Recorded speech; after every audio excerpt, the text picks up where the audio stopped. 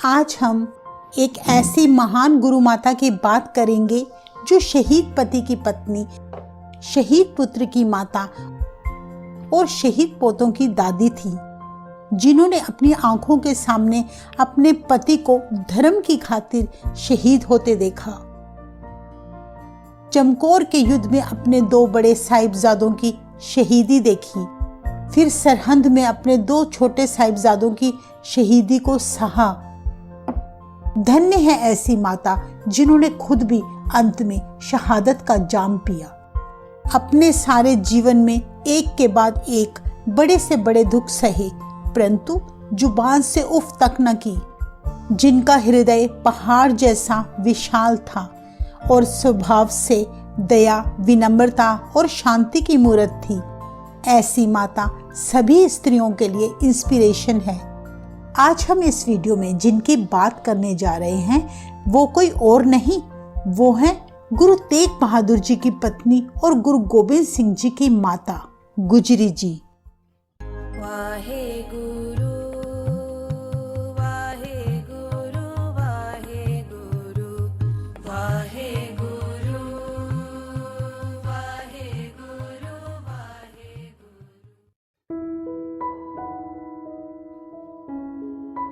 माता गुजरी जी का जन्म 1624 ईस्वी में भारत के पंजाब राज्य के करतारपुर शहर में पिता लालचंद जी और माता बिशन कौर जी के घर में हुआ। उनके माता पिता बड़े ही धार्मिक ख्यालों के थे, इसलिए माता गुजरी जी भी बचपन से ही ईश्वर भक्ति में लीन रहती। उनका स्वभाव बड़ा ही शांत था। माता गुजरी जी के 2 भाई थे। बड़े भाई का नाम मेहरचंद जी और छोटे भाई का नाम कृपाल चंद जी था। माता जी का बचपन करतारपुर में ही बीता।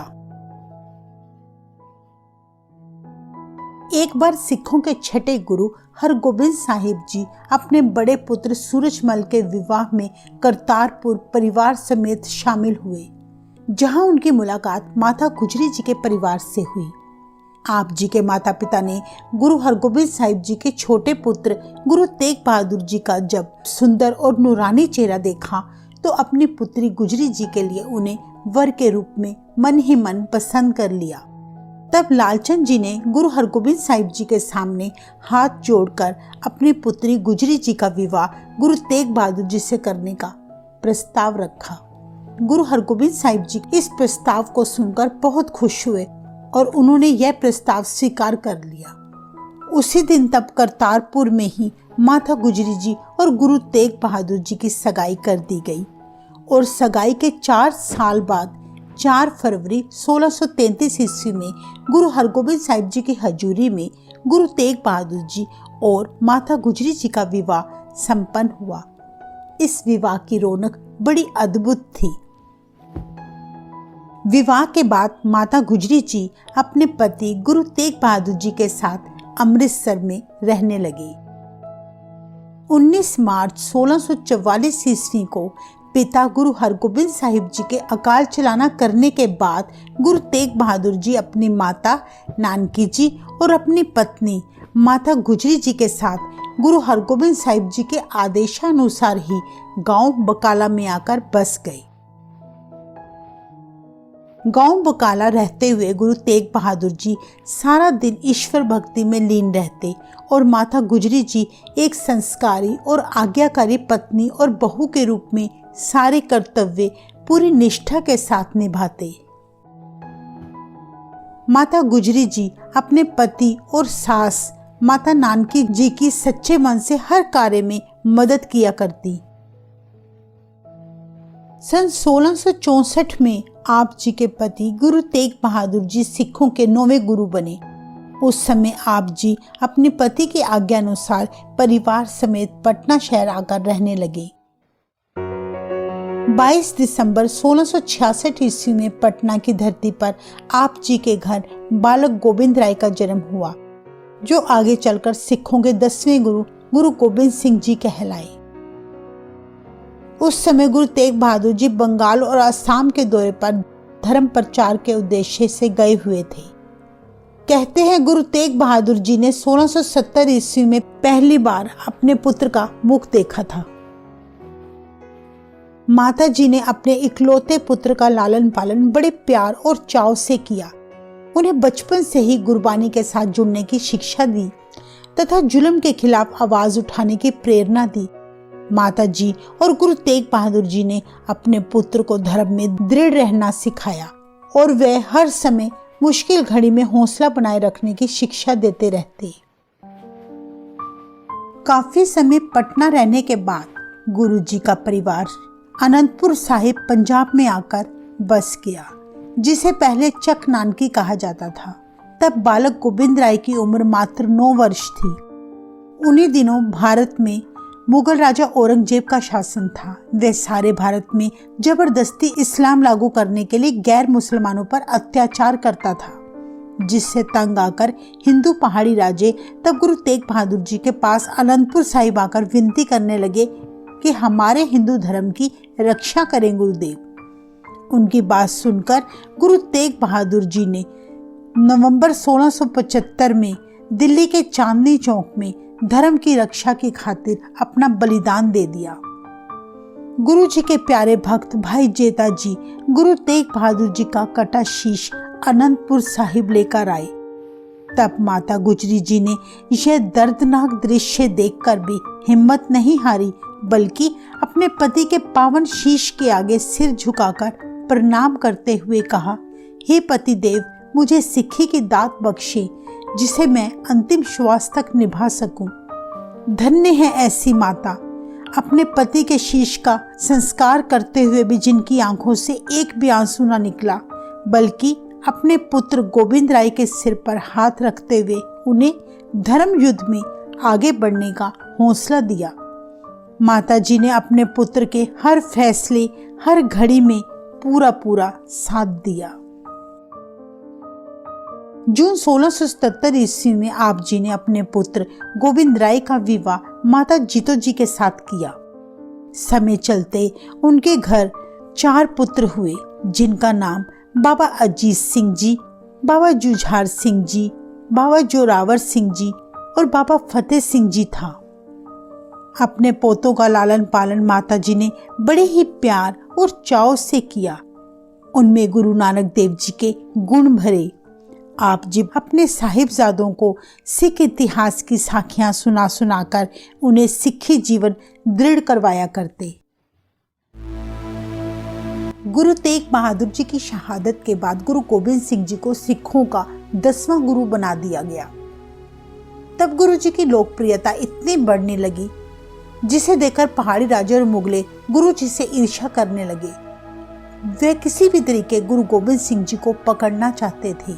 उन्होंने गुरु जी के अनंतपुर साहिब के किले को मई 1704 ईस्वी में अपनी विशाल सेना द्वारा चारों तरफ से घेर लिया। यह घेराबंदी 7 महीने तक चली। उस समय किले में गुरु जी का परिवार, माता गुजरी जी और चारों साहिबजादे तथा गुरु जी की पत्नी समेत और भी कई सिख मौजूद थे। मुगलों द्वारा की गई घेराबंदी के कारण जो भी सिख किले से बाहर निकलता उसे शत्रु द्वारा मार दिया जाता। किले में तब अनाज भी खत्म हो चुका था। हालात ये हो गए कि गुरु जी के सिख एक मुट्ठी चने खाकर अपनी भूख शांत किया करते। ऐसे बुरे हालात में भी माता गुजरी जी ने हिम्मत नहीं हारी।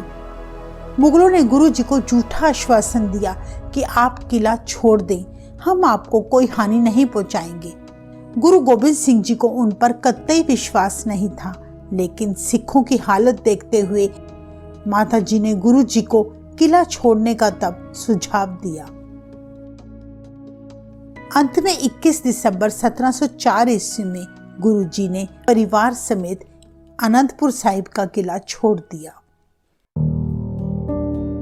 अभी वे कुछ दूरी पर ही पहुंचे थे तो मुगलों ने अपनी आदत अनुसार पीछे से गुरु जी पर हमला बोल दिया।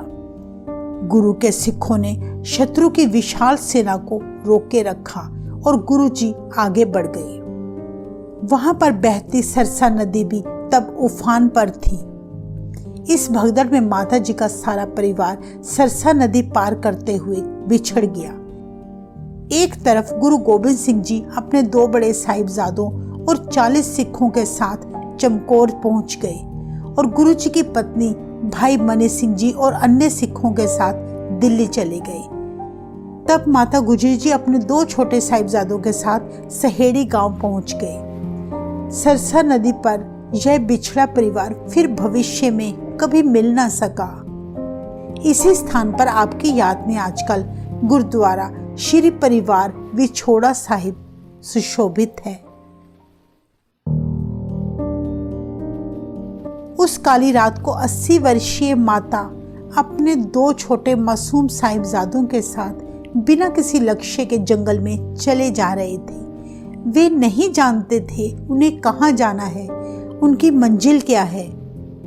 रास्ते में उनकी मुलाकात अपने पुराने सेवक गंगू ब्राह्मण से हुई, जो उन्हें अपने घर बड़े सम्मान पूर्वक ले गया। भोजन खिलाकर सोने के लिए उन्हें बिस्तरा दिया गया। माता जी को गंगू ब्राह्मण पर विश्वास था, क्योंकि वे काफी समय से उनका सेवक रह चुका था। परंतु गंगू के मन में तो कुछ और ही चल रहा था। उसकी नजर तो माता जी के पास रखी मोहरों की थैली पर थी। उसने मौका पाते ही आधी रात को वह थैली चुरा ली। यह नीच कर्म करते हुए वह भूल गया कि जिस गुरु घर से उसकी रोजी रोटी चलती थी, आज अगर उस परिवार पर मुसीबतों का पहाड़ टूटा है तो उनकी मदद करने के बजाय उनके साथ ही विश्वासघात कर डाला। अगले दिन थैली के बारे में जब माता जी ने गंगू से पूछा, तब गंगू आग बबूला हो गया और उसने गुस्से में आकर मुगल शत्रुओं द्वारा माता गुजरी जी और दोनों साहिबजादों को गिरफ्तार करवा दिया। बाद में माता जी और साहिबजादों को सरहंद के ठंडे बुर्ज में कैद कर दिया गया। सरहंद के नवाब ने इन तीनों को ठंडे बुर्ज में इसलिए रखा क्योंकि उस बुर्ज के पीछे एक नदी बहती थी, जिससे आने वाली तेज हवाएं दिसंबर के महीने में ठंडे बुर्ज को और अधिक ठंडा कर देती थी। नवाब चाहता था कि वे ठंड से तड़प तड़प कर अपने प्राण दे दें। माता गुजरी जी ने उस कड़कती ठंड में अपने मासूम साहिबजादों के साथ 3 दिन बिताए। नवाब द्वारा क्रूरता की हद तो तब हुई जब उन्हें भूखा प्यासा रखा गया और ठंड से बचने के लिए कोई एक गर्म कपड़ा भी नहीं दिया गया।